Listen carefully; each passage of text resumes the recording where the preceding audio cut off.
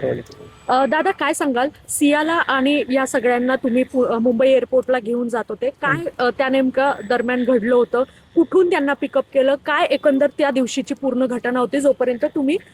एअरपोर्टला सोडलं होतं काय सांगा मॅडम मी त्यांना पिकअप केलं बिबेवाडीमधनं मला बुकिंग भेटली होती निळकंठ ट्रॅव्हल्समधनं मग त्यांनी पिकअप केल्यानंतर रिया गाडीत बसत नव्हती त्याच्या भावानं सोहेलनं तिला दंडाला धरून गाडीमध्ये बसवलं बसल्यानंतर मी लगेच टाकलो आणि मला रियाच्या आई वडिलांनी म्हणले की सावकाश जावा मी नंतर सावकाश गाडी नेली मग ते औंधवरनं येत होतो मग औंधला त्यांनी गाडी थांबवली आणि ते सोहेल म्हणला की मला गाणे लावायचे भया गाणे लावून द्या मग मी गाणे लावून दिले त्यांना ते पुढे येऊन बसला मागे बसला होता नंतर मी लोड्यात गेल्यानंतर ते म्हणले की तुम्ही खाली थांबा आम्ही वरी जाऊन येतो 10-15 मिनिट मग ते 15 मिनिट वरी गेले नंतर 6 पॅसेंजर खाली आले 4 पॅसेंजर गाडीमध्ये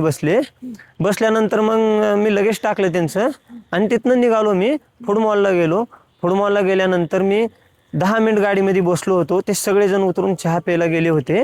गेल्यानंतर मग एक मुलगी आली माझ्यापाशी गाडीपाशी भैया तुम्ही लॉक काढा गाडीचं म्हणले मी लॉक काढलो गाडीचं लॉक काढल्यानंतर ते त्यांच्या पर्समधलं काय ते सामान घेतले त्याने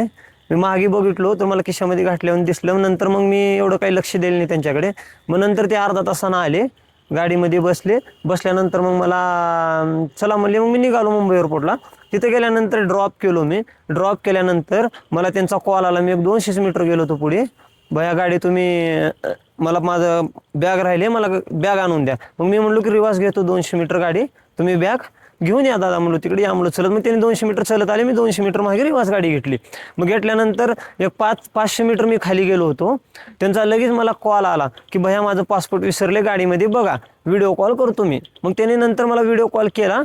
कॉल केल्यानंतर मग मी त्यांना दाखवलं ते म्हणले की भैया तुम्ही एअरपोर्टला या आणि मला मध्ये येऊन दाखवा मग मी पार्किंगला गेलो ते 2 जण आले होते मुलं आल्यानंतर ते पासपोर्ट बघितला बॅटरी लावून मोबाईलची सगळं मग गाडीमध्ये काहीच नव्हतं मग मी नंतर आलो बाहेर मग मला आमच्या मालकाने दुसरं भाडं दिलं मी आलो